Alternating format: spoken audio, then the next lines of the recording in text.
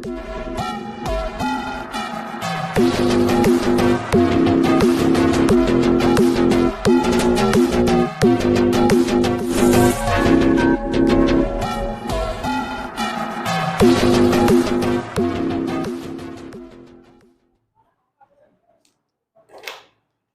भाई, आज का क्या टॉपिक है? केमिस्ट्री का जो एलिमेंट वगैरह ये सब जो क्लासिफिकेशन वगैरह पढ़े थे ना, क्लासिफिकेशन मैटर का, क्लासिफिकेशन ऑफ मैटर। तो अभी उसमें अपन लोग को अब डिटेल में जाना है, ठीक है ना। तो एलिमेंट कॉन्सेप्ट आज पूरा अच्छे से क्या समझना है, डिटेल से उसको समझना है कि एलिमेंट एक्चुअली में होता क्या है, ठीक है ना। अभी जैसे पढ़ाते जाएंगे तो बहुत सारे दिमाग में क्वेश्चन आएंगे, कन्फ्यूजन आएगा, लास्ट में क्लियर होगा। और अभी मैं क्वेश्चन पूछ लूँ किसी चीज़ में डिफरेंस, तो वो भी नहीं बता पाओगे, क्योंकि वो एकदम शार्प क्लियर नहीं है कि एक्चुअली में कौन सी चीज़ किसे कहते हैं, ठीक है ना। अगर जैसे एक क्वेश्चन अभी पूछ लेता हूँ कि एलिमेंट, जैसे एलिमेंट जो होता है यानी तत्व, और एटम में क्या डिफरेंस है।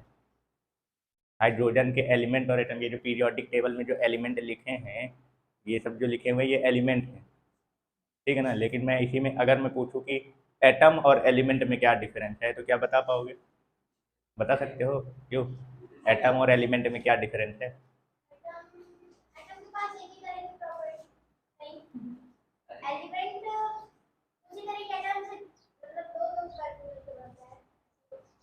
चलो आगे बढ़ते हैं, समझते हैं। यही बस, यही कंफ्यूजन को दूर करना है कि एक्चुअली में एलिमेंट और एटम में क्या डिफरेंस है। तो एलिमेंट कॉन्सेप्ट में और भी बहुत सारी चीज़ें पढ़ेंगे, सारी चीज़ों को क्लियर करेंगे, तो समझते हैं। सबसे पहले अपन चालू करते हैं मैटर से, चालू करते हैं, ठीक है ना। क्लासिफिकेशन नहीं पढ़ रहे हैं, बस उसके अंदर का थोड़ा डिटेल वगैरह चलते जा रहे हैं। तो मैटर के बारे में तो जानते ही हो कि मैटर कहते किसको हैं, बताने की तो ज़रूरत है नहीं, है ना। किसको कहते हैं मैटर? जिसके पास अपना खुद का क्या हो, मास हो, और कुछ स्पेस क्या करता हो, ऑक्यूपाइड करता हो। जिसके पास खुद का द्रव्यमान हो और कुछ जगह क्या करता हो, घेरता हो, उसको क्या बोलते हैं? मैटर बोलते हैं। तो ये सब आप क्लासिफिकेशन में सारी चीज़ें समझ चुके थे, पढ़ चुके थे। अब थोड़ा एलिमेंट कॉन्सेप्ट का डिटेल में चलते हैं, तो अभी इसके बारे में बात करते हैं। तो मैटर एक्चुअली में बेसिकली दो टाइप्स के बताए जा रहे हैं। कौन कौन से? एक होता है रिएक्टिव मटेरियल मैटर या रिएक्टिव मैटर, ठीक है ना। एक कौन सा होता है? रिएक्टिव मैटर, या हम इसी को मटेरियल भी बोल रहे हैं, ठीक है ना। और एक होता है इनर्ट मटेरियल, या इंटर बोलते हैं, सॉरी, इंटर मटेरियल, या आप क्या बोल सकते हो, मैटर बोल सकते हो, ठीक है। इनका मतलब क्या है बताओ? इनर इंटर मटेरियल या मैटर, और रिएक्टिव मैटर या मटेरियल में क्या है, मतलब इससे क्या समझ रहे हो, शब्द से मतलब बताओ। रिएक्टिव का मतलब क्या होता है?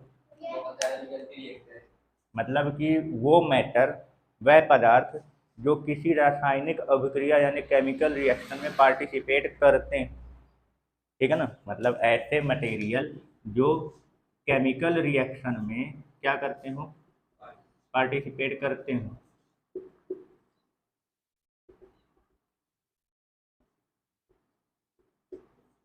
उनको क्या बोलते हैं? रिएक्टिव मटेरियल, है ना, ठीक है ना। आइए इसको हिंदी में क्या बोलते हैं? रिएक्टिव यानी क्या होता है? सक्रिय, ठीक है ना, सक्रिय पदार्थ। और इंटर जो होता है, ये वर्ड जो यूज किया जाता है, इंटर शब्द जो यूज किया जाता है, ये किसके लिए यूज किया जाता है? ये निष्क्रिय होते हैं। निष्क्रिय मतलब जो क्रियाशील नहीं होते हैं, या जो रासायनिक अभिक्रिया में भाग नहीं लेते हैं, है ना, रासायनिक अभिक्रिया में भाग नहीं लेते हैं, जो यानी केमिकल रिएक्शन में जो पार्टिसिपेट नहीं करते हैं, उनको क्या बोलते हैं? Inter material. और जो रासायनिक अभिक्रिया में भाग लेते हैं, उनको क्या बोलते हैं? Reactive material. आई बात समझ में? क्लियर हो गया?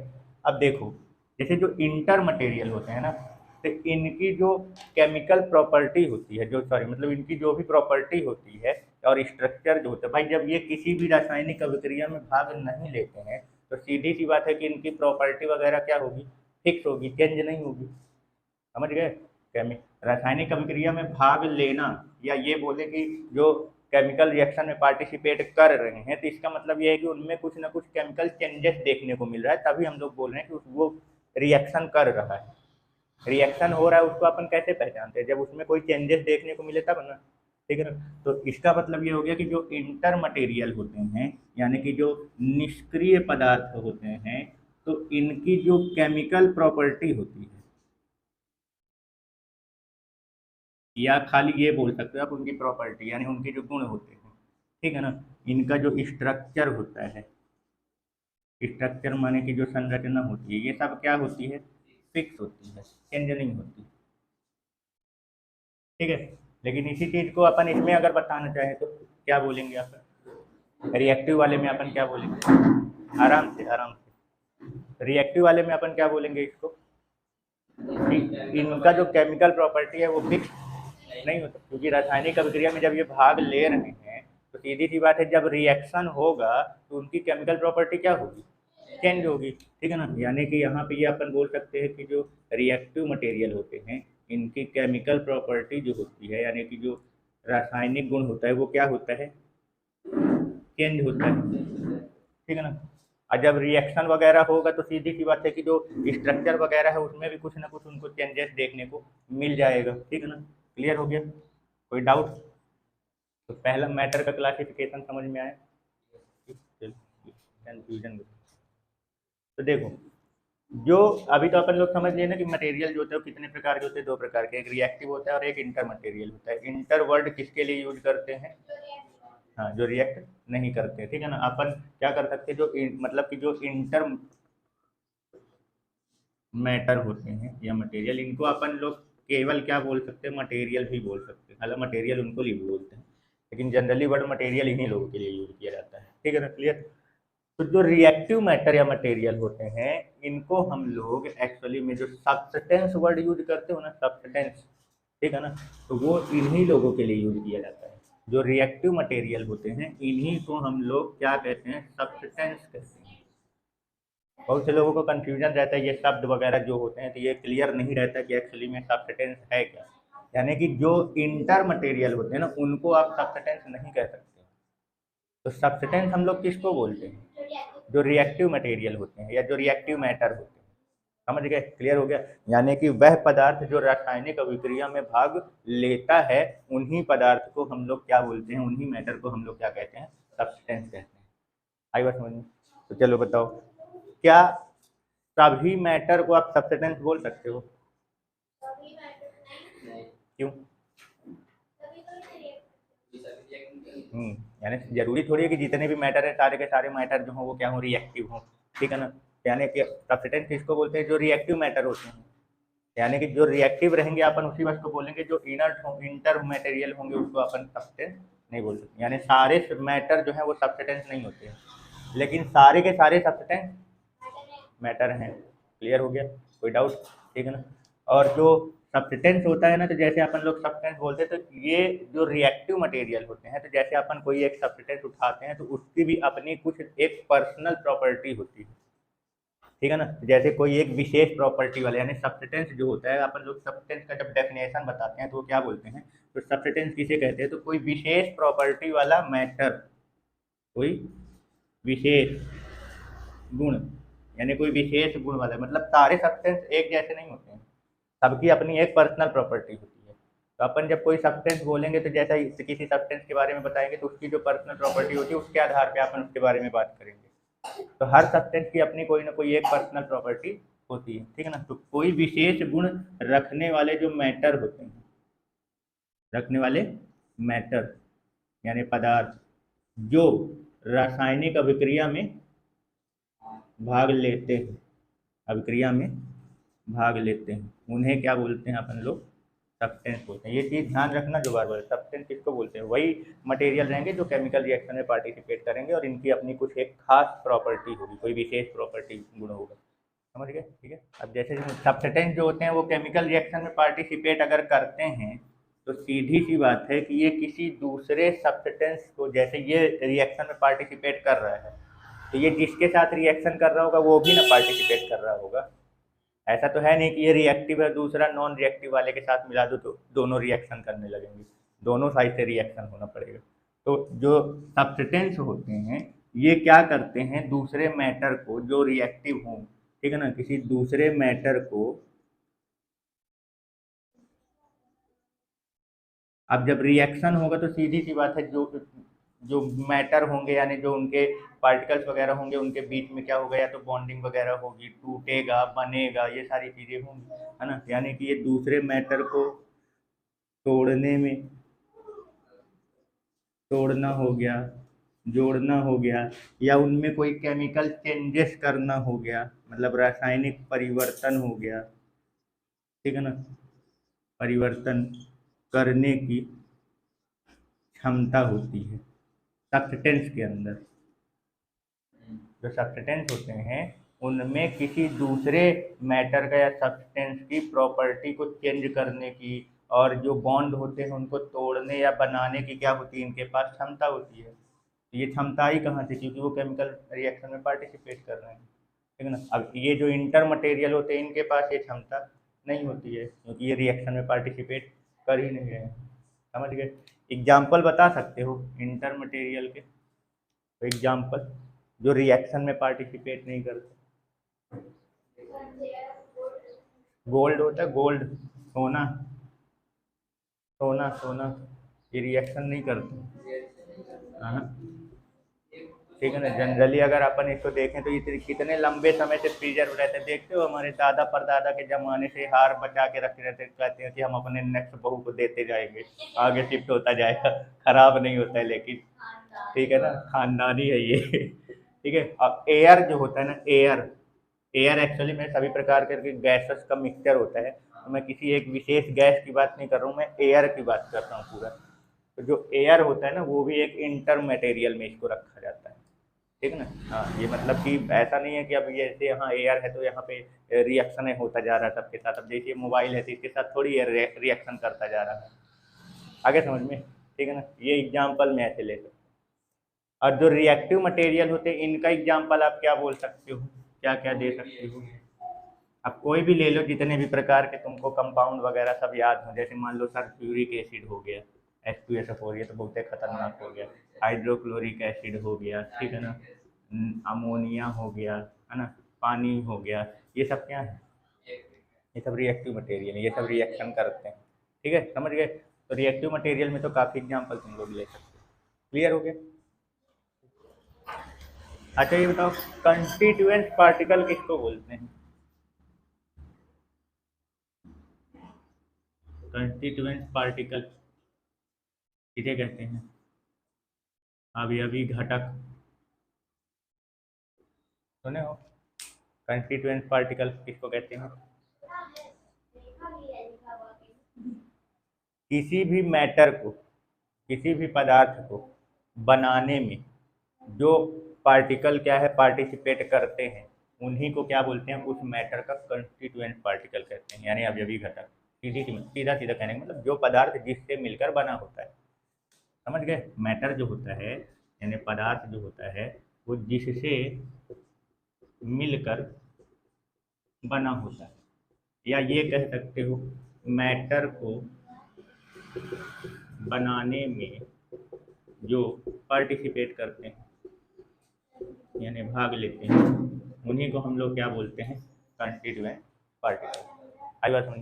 ये कंस्टिट्यूएंट पार्टिकल्स जो हैं वो एटम भी हो सकता है, यानी परमाणु भी हो सकते हैं, यानी कोई पदार्थ जो है वो के परमाणुओं से मिलकर बना हो सकता है, या मॉलिक्यूल्स भी हो सकते हैं कि कोई मैटर जो है वो अणु से हो सकता है कि मिलकर बना हुआ हो, या आयन्स भी हो सकते हैं कि जो मैटर है वो किससे बनता हो, आयनों से मिलकर बना हुआ हो, कुछ भी हो सकता है, समझ गए। तो कंस्टिट्यूएंट पार्टिकल समझ में आया किसको कहते हैं, ठीक है ना। किसी भी मैटर को जिससे मिलकर, मैटर जो है वो जिससे मिलकर बना होता है या किसी भी मैटर को बनाने में जो पार्टिसिपेट करता है उसी को क्या बोलते हैं, कंस्टिट्यूएंट पार्टिकल। तो ये constituent particle atom molecule ion में कुछ भी हो सकता है, समझ गए, ठीक है।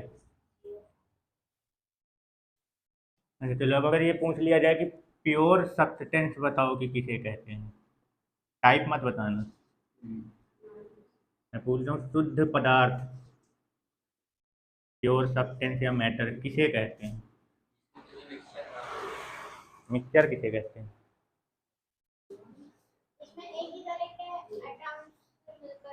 हाँ, मतलब कि देखो अब ये तो समझ में आ गया कि जो अभी क्या बताया, कंस्टिट्यूएंट पार्टिकल किसको बोलते हैं, किसी भी मैटर को बनाने में जो भी पार्टिसिपेट कर रहा होता है। अब वो जो पार्टिसिपेट कर रहा है वो मैटर मतलब एटम मॉलिक्यूल आयन कुछ भी हो सकता है, ठीक है ना। तो प्योर का मतलब ये होता है कि शुद्ध मतलब उसमें कोई दूसरे टाइप का कुछ भी जो कंस्टिट्यूएंट पार्टिकल है वो नहीं होना चाहिए। तो किसी भी मैटर जो जो भी मैटर आप ले रहे हो या जो सब्सटेंस आप ले रहे हो, तो उसका जो कंस्टिट्यूएंट पार्टिकल्स है, यानी कि जो कंस्टिट्यूएंट पार्टिकल कहने का मतलब ये है कि जो उसको बनाने में पार्टिसिपेट कर रहे हैं, ठीक है ना। अवयवी घटक बोलते हैं ना इसको हिंदी में, जैसे विसर जाते हैं, ठीक है। तो जो अवयवी घटक हैं यानी जो कंस्टिट्यूएंट पार्टिकल उस मैटर का, तो वो क्या होना चाहिए, सेम टाइप का होना चाहिए। मतलब कि उस मैटर को बनाने में किसी एक ही प्रकार का कंस्टिट्यूएंट पार्टिकल होना चाहिए, उसमें डिफरेंट टाइप के कंस्टिट्यूएंट पार्टिकल नहीं होने चाहिए। तो इस टाइप के मैटर को हम लोग या सब्सटेंस को क्या बोलते हैं, प्योर। आई बात समझ में, क्लियर हो गया। अब प्योर सब्सटेंस के बारे में एक और चीज़ बोली जाती है कि जब उसमें कोई डिफरेंस टाइप का जब है नहीं, तो यानी कि वो अपने सबसे सिंपलेस्ट सब्सटेंस के फॉर्म में है, मतलब अपन उसको और सरल सिंपल सब्सटेंस में नहीं ला सकते हैं। प्योर जो सब्सटेंस होते हैं, जो प्योर मैटर होते हैं, इनको हम और सिंपल सब्सटेंस में या सरल पदार्थ में अपन इसको नहीं ला सकते हैं।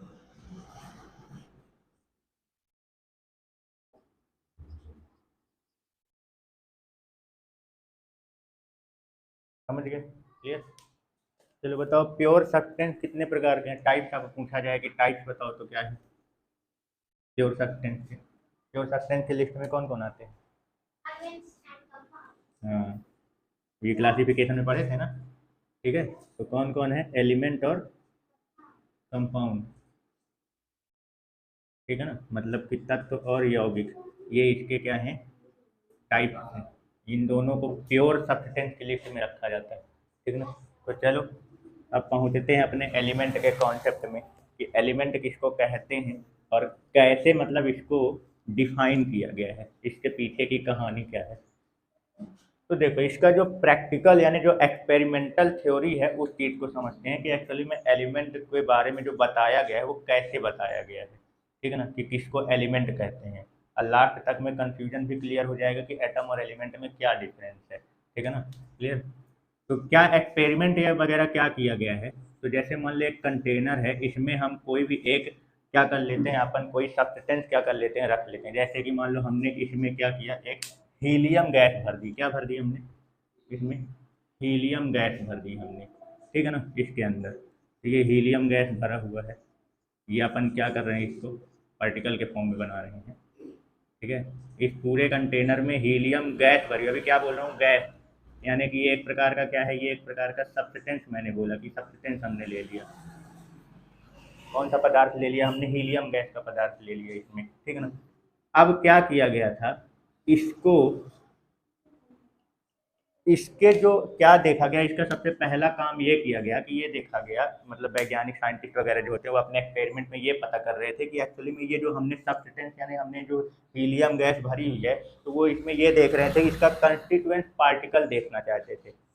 मतलब एकदम जूम करके, मतलब कि जैसे इसका एकदम जूम करेंगे और इसके पार्टिकल्स के बारे में पता करेंगे। अभी तो अपने पास पूरा गैस है, अब उसके पार्टिकल्स अपने को नहीं समझ में आ रहे कि वो किस पार्टिकल्स से मिलकर ये बना हुआ है। यानी कि पहले अपन को क्या पता करना है कि इसका कंस्टिट्यूएंट पार्टिकल क्या है, ये देखने की कोशिश कर रहे हैं।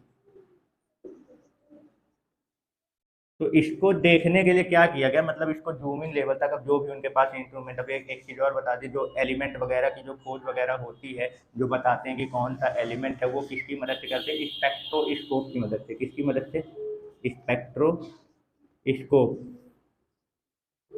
ये एक क्या है, ये एक इंस्ट्रूमेंट है, ठीक है ना, जिसकी मदद से क्या करते हैं, एलिमेंट वगैरह की खोज करते हैं।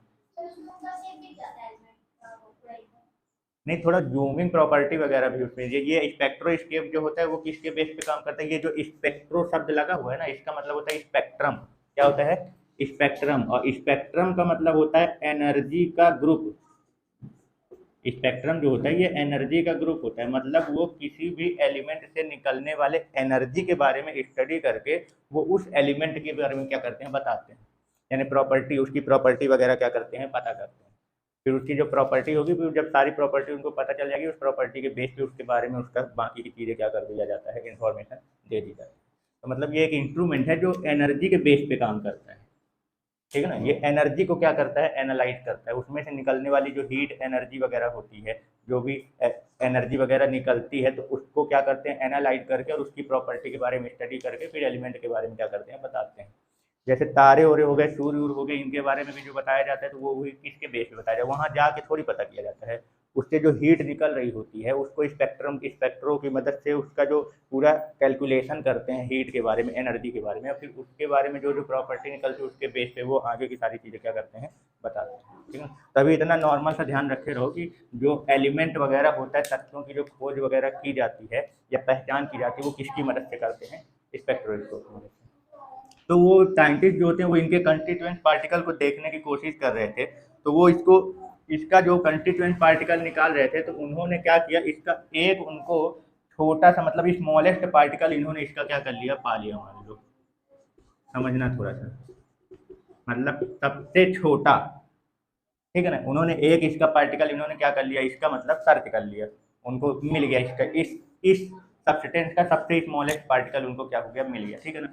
अब वो इस पार्टिकल्स को, अब उन्होंने देखा कि क्या हम इसको और जूम करके, ऐसा समझो जैसे मान लो कोई चीज़, जैसे मान लो ये है, ठीक है ना, ये मार्कर है, ये दो मार्कर से जुड़ के बना हुआ है, ठीक है ना। लेकिन जब इसको कोई अगर आदमी दूर से देखता है तो उसको ये एक ही दिखाई देगा, लेकिन जैसे जैसे अपन इसको पास से देखते जाएंगे यानी जूमिंग करते जाएंगे तो फिर धीरे धीरे इसका दोनों चीज क्या हो जाएगा, अपने को विजिबल हो जाएगा।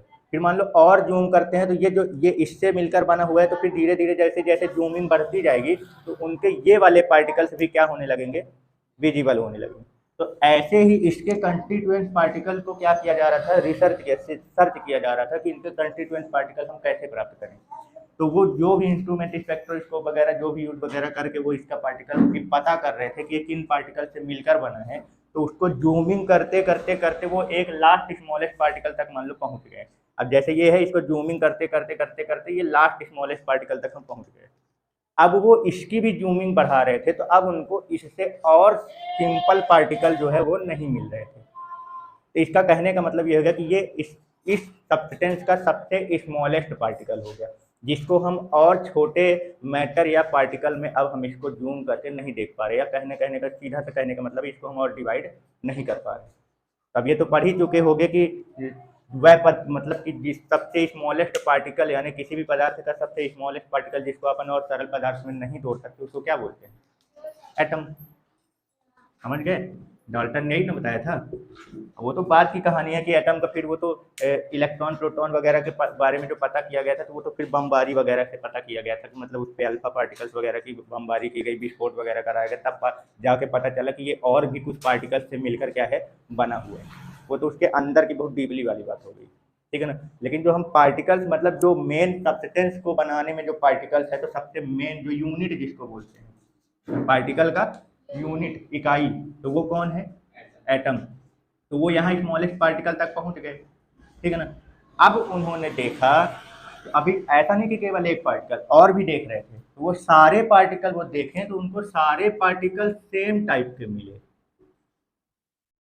इन्होंने जो देखा एक स्मॉलेस्ट पार्टिकल इनको मिला, फिर उन्होंने जो दूसरा स्मॉलेस्ट पार्टिकल पढ़ा उसको भी देखा, और जो स्मॉलेस्ट पार्टिकल इसमें उन्होंने उसको भी देखा। उन्होंने सारे स्मॉलेस्ट पार्टिकल के बारे में जब स्टडी की तो उनको पता चला कि इसके जितने भी स्मॉलेस्ट पार्टिकल, कहने का मतलब ये जो एटम आ चुका है, ये सब सेम टाइप के थे, मतलब इनमें डिफरेंट टाइप का कोई भी इनका कंस्टिट्यूएंट पार्टिकल इनको नहीं मिला। तो अगर इसमें डिफरेंस टाइप का कंस्टिट्यूएंट पार्टिकल नहीं है, तो इसका मतलब ये जो हमने इसमें हीलियम गैस भरी हुई है, ये एक प्योर सब्सटेंस है। कैसा सब्सटेंस है ये, प्योर सब्सटेंस है, ये शुद्ध पदार्थ है, समझ गए। और इसके बारे में क्या बताया गया हीलियम गैस के बारे में, इनमें कि ये जो सारे के सारे जो ये पूरा हीलियम गैस बना हुआ है, ये जो इसका स्मॉलेस्ट पार्टिकल यानी जो है वो क्या है, एटम। यानी कि ये पूरा जो सब्सटेंस है वो किससे मिलकर बना हुआ है, एटम से मिलकर बना है।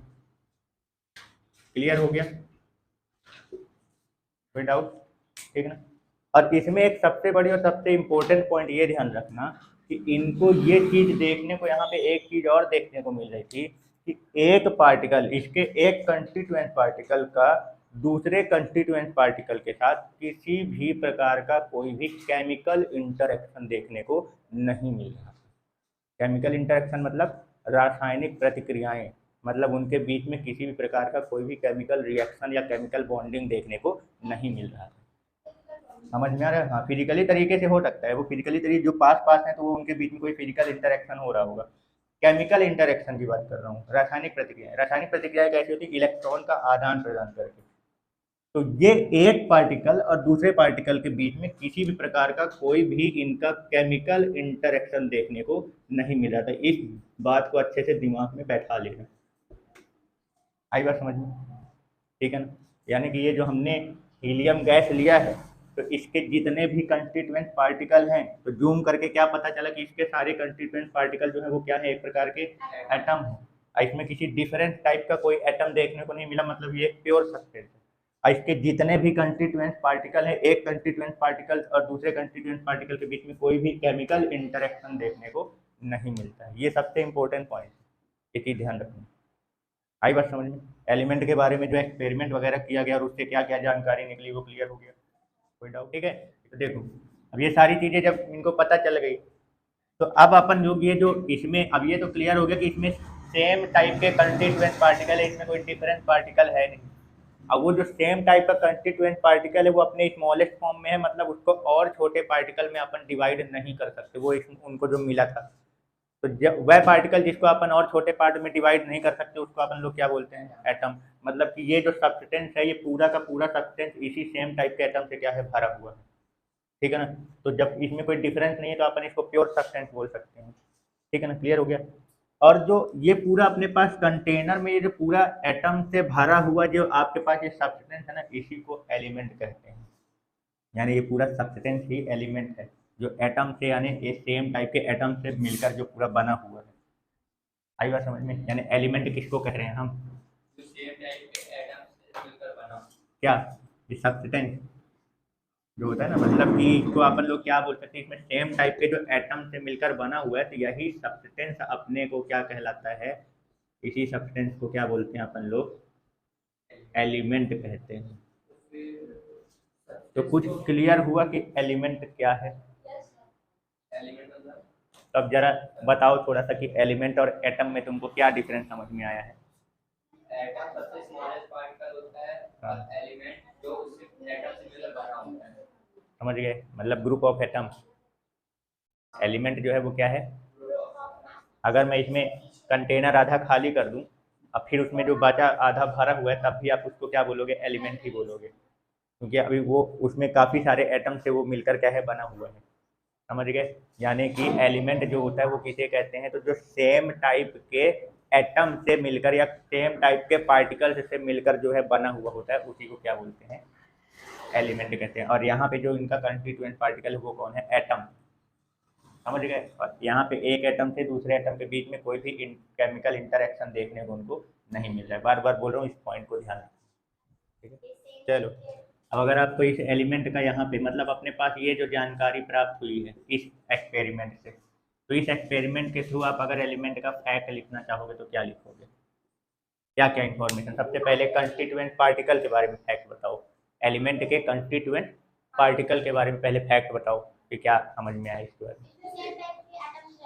हाँ, मतलब कि जो एलिमेंट है वो इस इंफॉर्मेशन से क्या पता चला कि सेम टाइप के एटम से मिलकर बनता है। ठीक है, और क्या पता चला?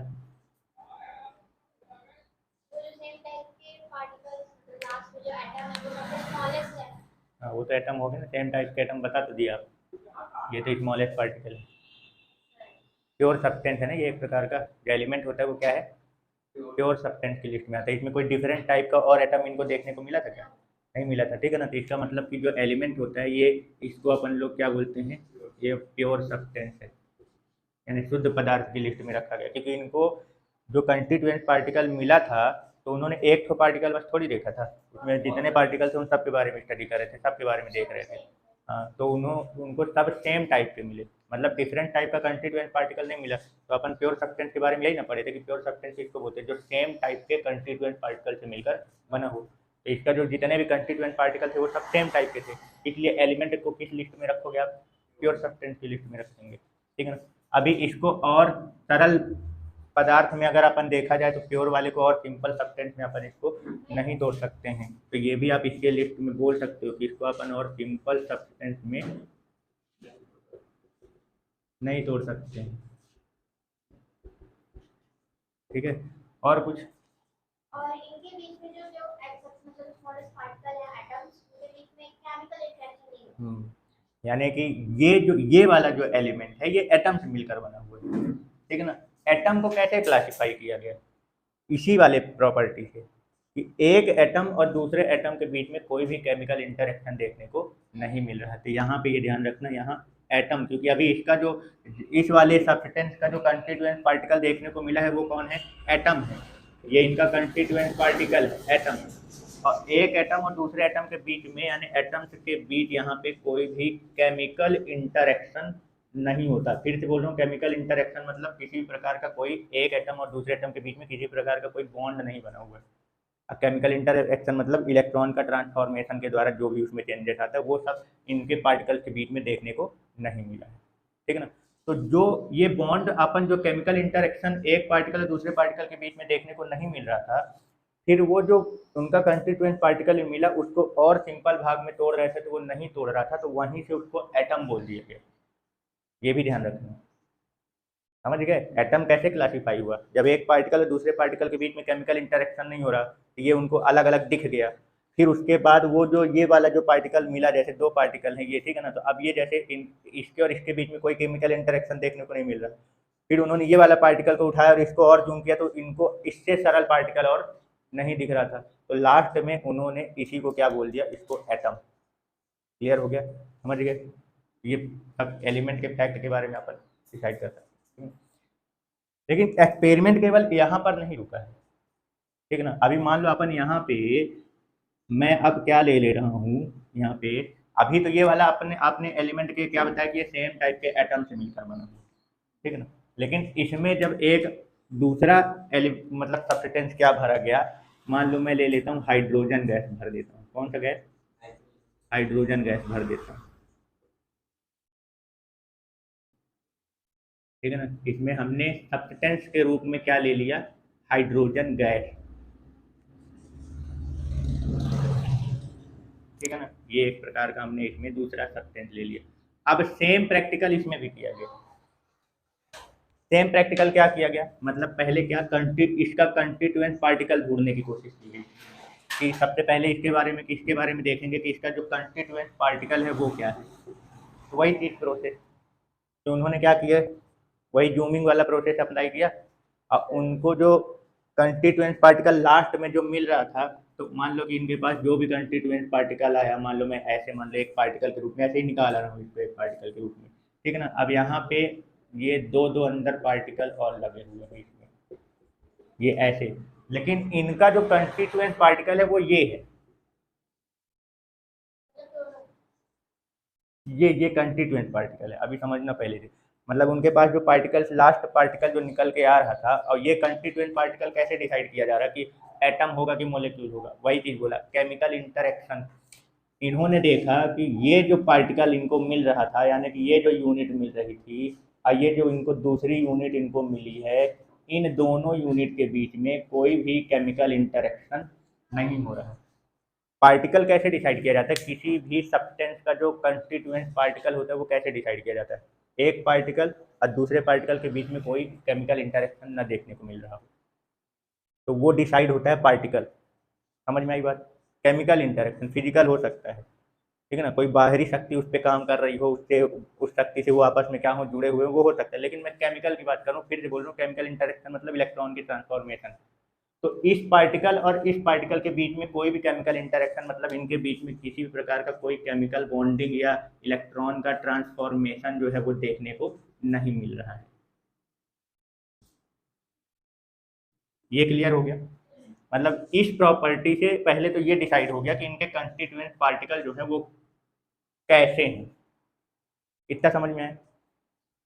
और देखा इन्होंने कि ये जो पूरा कंटेनर जो भरा हुआ है ये इसी प्रकार के, यानी जो इनके जो कंस्टिट्यूएंट पार्टिकल हैं इनके, जो ये सारे के सारे एक जैसे ही हैं।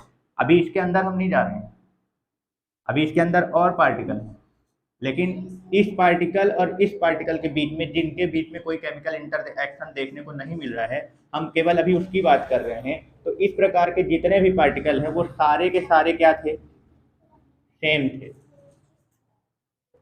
ये क्लियर हो गया। तो जब इसके भी सारे के सारे कंस्टिट्यूएंट पार्टिकल सेम है तो इसका मतलब ये भी कैसा सब्सटेंस है, प्योर सब्सटेंस है। इतना समझ में आया।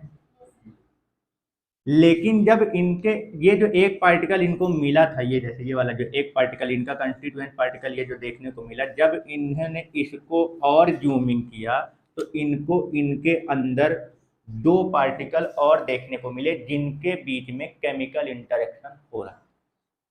समझ में आए। ये वाला ये इसका कंस्टिट्यूएंट पार्टिकल है, ये पूरा जो सब्सटेंस जिन पार्टिकल से मिलकर बना हुआ है वो ये है, ये बड़ा वाला यूनिट।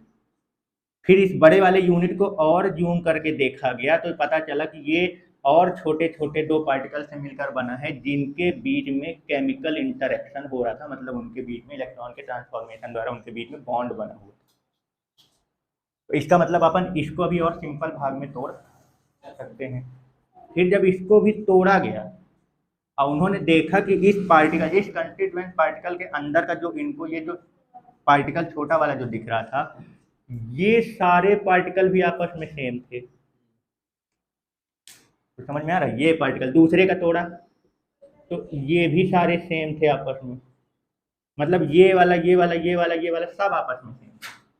इसको अब और सिंपल भाग में वो नहीं तोड़ पा रहे, तो लास्ट में पता चला कि ये कौन है, एटम है। अब इसका जो कंस्टिट्यूएंट पार्टिकल है, इसके कंस्टिट्यूएंट पार्टिकल में दो दो एटम पार्टिसिपेट कर रहे हैं आपस में केमिकल इंटरेक्शन करके, यानी बॉन्ड बना के वो क्या बना रहे थे, एक पार्टिकल। अब जैसे पता चल गया कि हाइड्रोजन गैस ले रहे हैं तो इसके एक सिंपलेस्ट पार्टिकल को हाइड्रोजन का एटम बोल दिए। समझ में आ रहा है। ये इसका क्या है, कंस्टिट्यूएंट पार्टिकल है। इस कंस्टिट्यूएंट पार्टिकल और इस कंस्टिट्यूएंट पार्टिकल के बीच में कोई केमिकल इंटरेक्शन देखने को नहीं मिल रहा, मतलब ये पूरा सब्सटेंस इन पार्टिकल्स से मिलकर बना हुआ है। इसका यूनिट हम लोग इसको बोलेंगे, इसको बड़े वाले। फिर इसका एक यूनिट बताए ना, वो जूमिंग जब तक होता जाएगा तब तक वो जूमिंग करते जाएंगे। बट अभी कंस्टिट्यूएंट पार्टिकल इनको क्यों डिसाइड कर दिया गया, इस यूनिट को क्यों डिसाइड किया गया, क्योंकि इन दोनों यूनिट के बीच में कोई केमिकल इंटरेक्शन देखने को नहीं मिल रहा है। ये अपना अलग फ्री है, ये अपना अलग फ्री घूम रहा है, ये अपना अलग फ्री घूम रहा है। इसके पहले वाले में हीलियम का एक ठो पार्टिकल अलग अपना फ्री घूम रहा था, हीलियम का दूसरा पार्टिकल यानी दूसरा एटम ये अपना अलग स्वतंत्र रूप से घूम रहा था। लेकिन यहाँ पे ये यूनिट स्वतंत्र रूप से घूम रहे हैं। लेकिन फिर जब इस यूनिट को और जूम किया गया तो पता चला कि ये और कुछ छोटे पार्टिकल से मिलकर बना हुआ है। तो इसके मान लेते हैं यहाँ पे दो दो पार्टिकल देखने को मिले। फिर उन्होंने इस पार्टिकल को और जूम किया तो ये लास्ट पार्टिकल है इनका, मतलब अब इनको इससे सिंपल पार्टिकल देखने को, तो इसको एटम डिसाइड कर दिए। पर ये जो दोनों पार्टिकल यहाँ पे ये जो दोनों एटम थे वो क्या थे, सेम थे। अब हम हाइड्रोजन गैस की बात करें तो इसका लास्ट जो पार्टिकल है जिसको अपन और छोटे भाग में डिवाइड नहीं कर सकते, उसको क्या बोल दिया गया कि ये हाइड्रोजन गैस का एटम है। क्या है, एटम। क्लियर हो गया। पर जो इसकी यूनिट थी वो दो एटम से मिलकर बनी हुई थी। इसकी जो एक यूनिट थी वो कितने एटम से मिलकर बना था, दो एटम से मिलकर। मतलब वो दोनों एटम को मिला के देखा जाए तो इसको इन्होंने क्या बोल दिया, मॉलिक्यूल। क्या बोल दिया, यानी दो एटम से ये जो अंदर वाला आपको दिख रहा, अपन इसको यूनिट बोल रहे थे, यही यूनिट क्या है, मॉलिक्यूल है। मतलब पहला वाला जो पूरा सब्सटेंस बना था उसमें एटम से बना हुआ था, ये सब्सटेंस किससे बना है, मॉलिक्यूल से। इसका जो यूनिट है वो क्या है, एक मॉलिक्यूल। पर इस मॉलिक्यूल को भी जब और जूमिंग किया गया, यानी इसका जो एटम देखा गया, प्राप्त किया गया, तो सारे एटम यहाँ पे भी क्या थे, सेम टाइप के थे। मतलब उस मॉलिक्यूल को भी तोड़ दिया गया, सारे मॉलिक्यूल को। और फिर जब देखा गया एटम के बारे में तो वो सभी मॉलिक्यूल के सारे एटम सेम टाइप के। आई बात समझ में। यानी यहाँ से भी अपन, अब ये जरूरी नहीं है कि एलिमेंट जो होता है वो एटम से ही मिलकर बना हुआ हो, मॉलिक्यूल से भी मिलकर बन सकता है। जो एलिमेंट होता है वो मॉलिक्यूल का भी हो सकता है। पहला वाला जो एलिमेंट हमने एग्जांपल लिया था वो हीलियम एटम का था। यहाँ पे ये एक अकेला एटम स्वतंत्र रूप से घूम रहा था, लेकिन यहाँ एक हाइड्रोजन का अकेला एटम स्वतंत्र रूप से नहीं घूम रहा है, एक हाइड्रोजन दूसरे हाइड्रोजन के साथ केमिकल इंटरेक्शन करके बॉन्ड बना के H2 के फॉर्म में वो स्वतंत्र रूप से घूम रहा है। मतलब ये वाला सब्सटेंस किससे मिलकर बना है, H2 से बना हुआ है। पर इसके अंदर भी अगर आप एटम तक के लेवल तक में जाओगे तो वहां पे भी आप देखोगे तो वहां पे भी आपको यही मिलेगा कि ये पूरा सब्सटेंस एक ही प्रकार के एटम से बना हुआ है, भले ही मॉलिक्यूल के फॉर्म में, लेकिन हर मॉलिक्यूल का जो एटम है वो सेम है। तो यानी जो एलिमेंट की कहानी समझ में आ रही है, जो बोला जाता है डेफिनेशन में कि एलिमेंट जो होता है वो सेम टाइप के एटम से मिलकर बना होता है, ये समझ में आया। ये दोनों के केस में है। अब जरूरी नहीं कि वो एटम से ही मिलकर बना, वो मॉलिक्यूल से भी सब्सटेंस बन सकता है, बट उस मॉलिक्यूल के भी सारे एटम क्या होंगे, सेम होंगे। क्लियर हो गया, कोई डाउट? ठीक है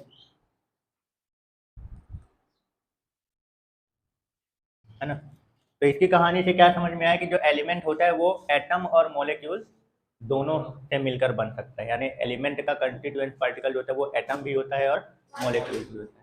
यानी जब एटम एटम के बीच में कोई केमिकल इंटरेक्शन देखने को नहीं मिलेगा तो उसका कंस्टिट्यूएंट पार्टिकल एटम कहलाएगा। लेकिन ऐसा सब्सटेंस जिसके मोलेक्यूल और एक मोलेक्यूल और दूसरा मोलेक्यूल के बीच में केमिकल इंटरेक्शन देखने को नहीं मिल रहा, मतलब उसका कंस्टिट्यूएंट पार्टिकल कौन हो गया, मोलेक्यूल।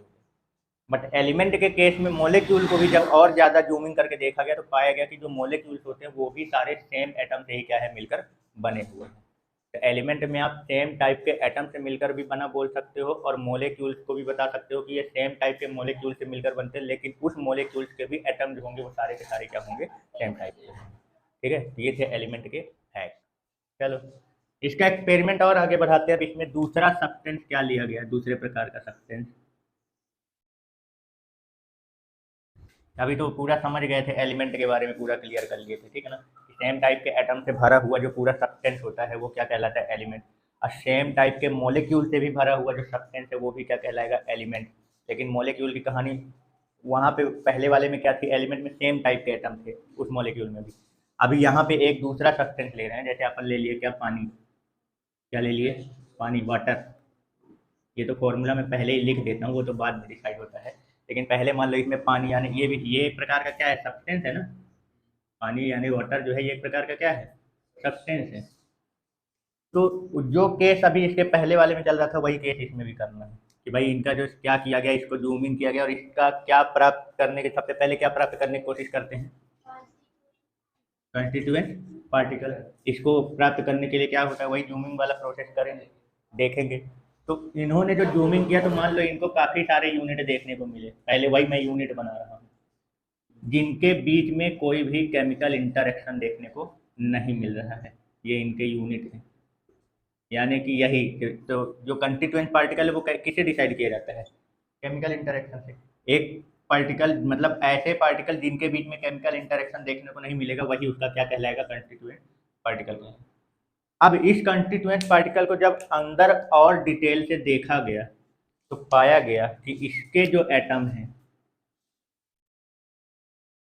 ये एक को उठा के जब देखा गया तो इसको जब और जूमिंग किया गया तो पता चला कि ये डिफरेंट टाइप के एटम से मिलकर बना हुआ है।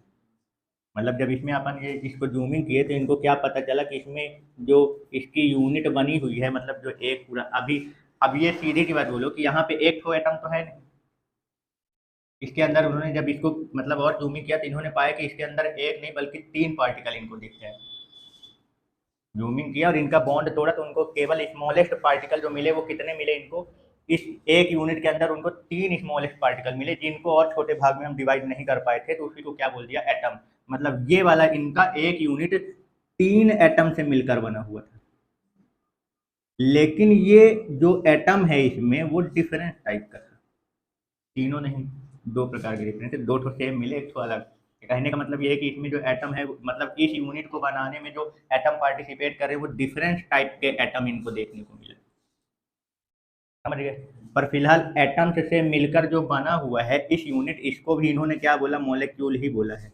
पहले वाले में भी मॉलिक्यूल था, ये भी मॉलिक्यूल है, इनका ये वाला भी एक यूनिट मॉलिक्यूल ही कहलाएगा। बट यहाँ और वहाँ वाले में क्या अंतर है,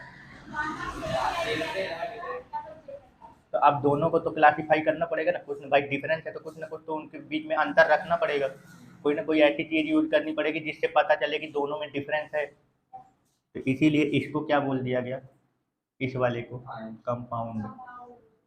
उसको एलिमेंट बोलते हैं, इसको क्या बोल रहे हैं, कंपाउंड। तो कुछ पहला डिफरेंस समझ में आया?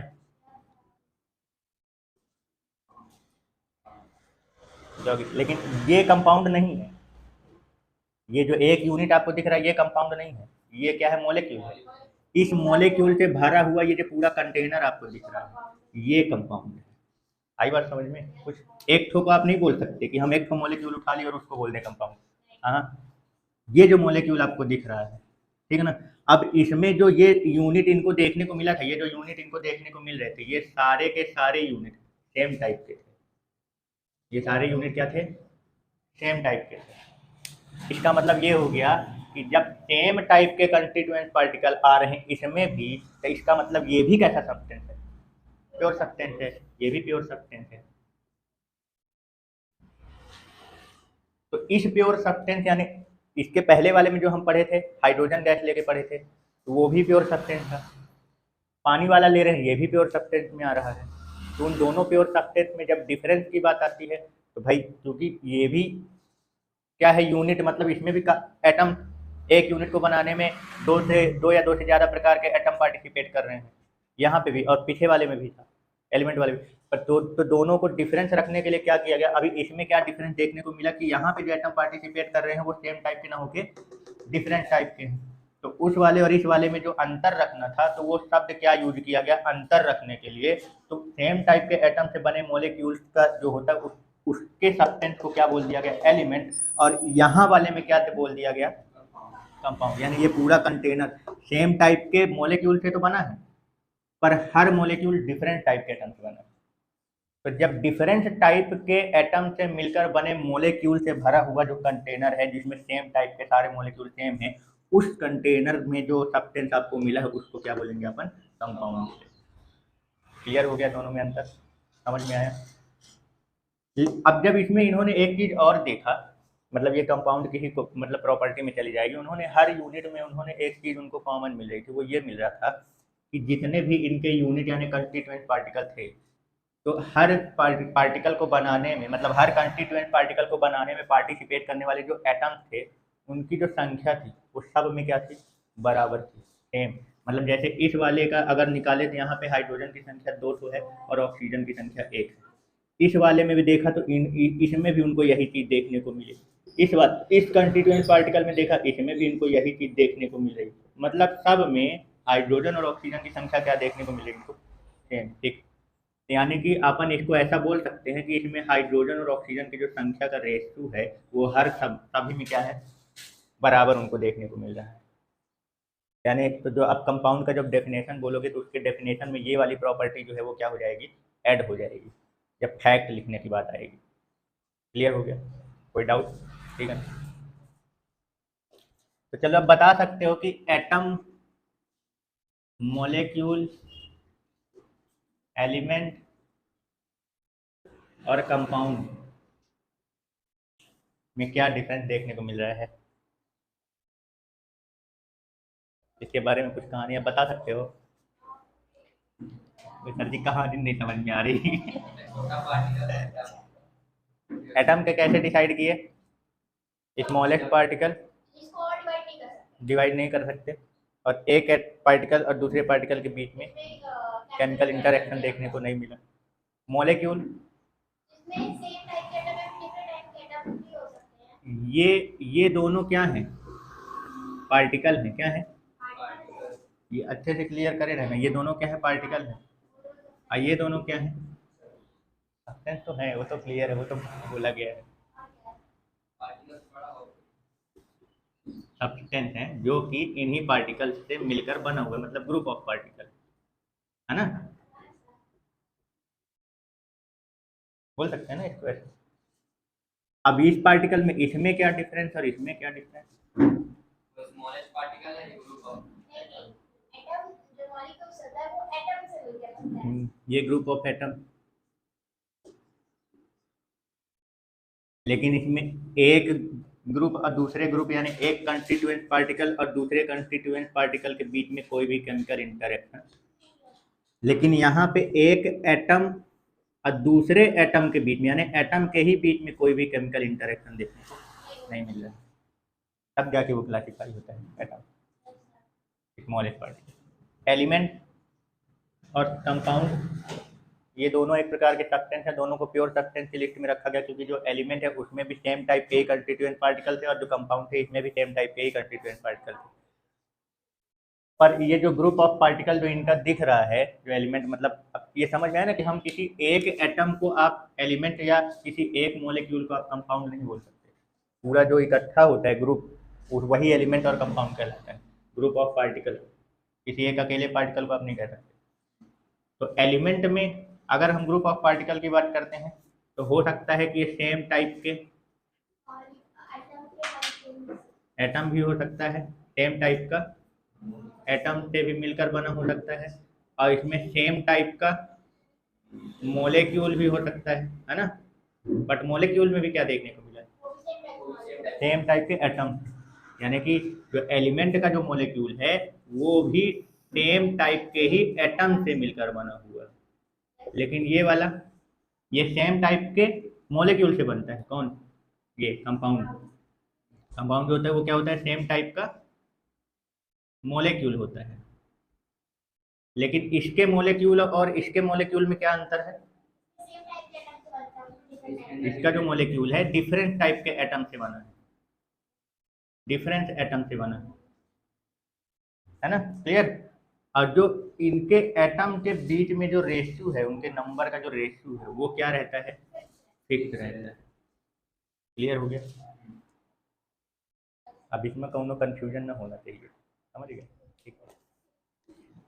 हाँ भाई, इसके गुण के आधार पे यानी प्रॉपर्टी के बेस पे एलिमेंट को और किन भागों में क्लासिफाई किया गया है। तो इसके कौन कौन से हैं, मेटल, नॉन मेटल और मेटलॉइड, है ना। या इसी को अपन और क्या बोल सकते हैं, सब मेटल भी बोल सकते हैं।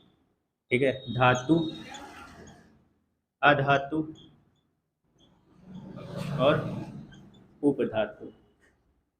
नॉर्मली धातु वगैरह किसको बोलते हैं, जो इलेक्ट्रिसिटी का गुड कंडक्टर होता है, ठीक है ना, उसको फिर मेटल बोलते हैं। और जो नॉन मेटल होता है ये इलेक्ट्रिसिटी का बैड कंडक्टर होता है। और जो मेटलॉइड होता है या सब मेटल, वो मेटल और नॉन मेटल के बीच की प्रॉपर्टी है, ठीक है ना। तो ये एलिमेंट का क्या हो गया, क्लासिफिकेशन। आई बात समझ में? क्लियर हो गया? तो ये था एलिमेंट का कॉन्सेप्ट, पूरा खत्म, ठीक है ना।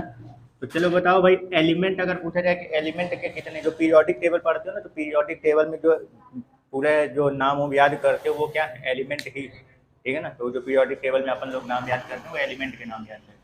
तब ये तो पता ही होगा कि अभी तक में कितने एलिमेंट जो है वो डिस्कवर किए जा चुके हैं, 118, 118, ठीक है ना। क्लियर हो गया?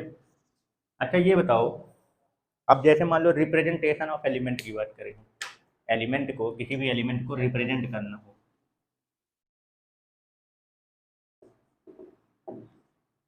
अब ऐसा तो है नहीं कि बस एलिमेंट की प्रॉपर्टी बस अपन देखें। भाई अगर किसी को पढ़ना है, उसके बारे में कुछ जानना है, तो भाई उसका कुछ ना कुछ तो रिप्रेजेंटेशन देना पड़ेगा ना, कि हम किस एलिमेंट के बारे में बात कर रहे हैं। जैसे मान लो ये जो पीरियोडिक टेबल में जितने भी एलिमेंट पढ़ रहे हो तो उनका सिंबल है कि नहीं है उनमें, है ना। तो भाई वही चीज़ बात चल रही है कि एलिमेंट को रिप्रेजेंट कैसे किया जाता है, प्रदर्शित कैसे किया जाएगा। तो जिस भी एलिमेंट को क्या करना है, प्रदर्शित करना है, तो उस एलिमेंट का क्या किया जाता है, उसके नाम का एक शॉर्ट फॉर्म बनाया जाता है। क्या बनाया जाता है, शॉर्ट फॉर्म। उसके नाम का एक क्या बनाया जाएगा, शॉर्ट फॉर्म, ठीक है ना, जिसको एब्रेविएशन भी बोलते हैं।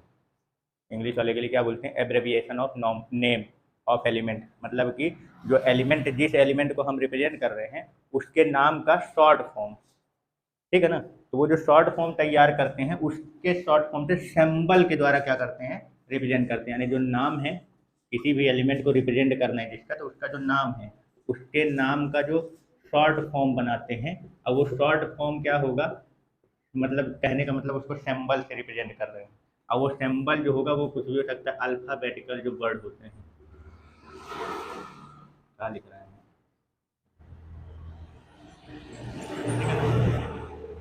तो जो उनके अक्षर होंगे, अल्फ़ाबेट जो होंगे, उसी से उसका क्या किया जाएगा, मतलब जो भी एलिमेंट होंगे उनका क्या किया जाता है, सिंबल तैयार किया जाता है। समझ गए? तो जैसे मान लो अपन कुछ एग्जांपल देखते हैं कि क्या किया गया था। तो बहुत सारे एलिमेंट ऐसे हैं जिनका सिंबल जो तैयार किया गया है वो उनके नाम के फर्स्ट लेटर के फर्स्ट जो लेटर होता है उसके कैपिटल लेटर से उसको क्या करते हैं, रिप्रेजेंट करते हैं। समझ गए? काफ़ी सारे ऐसे एलिमेंट हैं जिनका जो इंग्लिश में जो नाम होता है उनका,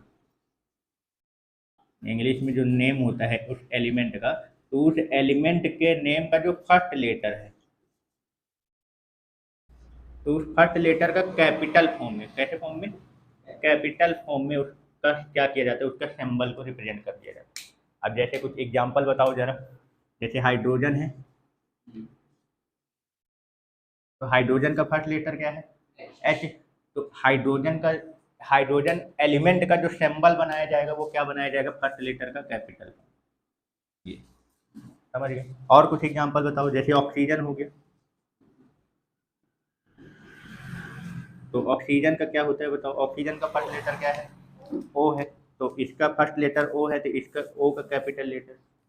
फिर कार्बन हो गया, है ना, तो कार्बन का फर्स्ट लेटर क्या है, सी, तो इसका फर्स्ट लेटर का कैपिटल फॉर्म।